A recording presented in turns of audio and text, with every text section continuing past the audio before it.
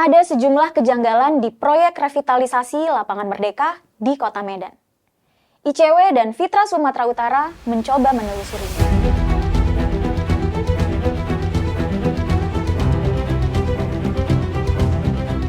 Sejak 2022 hingga 2024, revitalisasi Lapangan Merdeka Kota Medan telah menelan biaya 612 miliar lebih.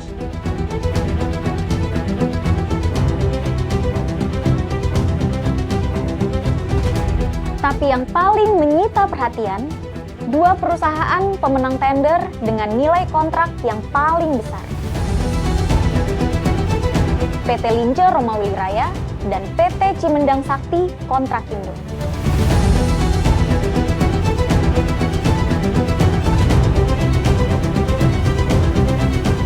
Kejanggalan inilah yang membuat ICW dan Fitra Sumatera Utara menggugat keterbukaan informasi publik mengenai pengadaan ini.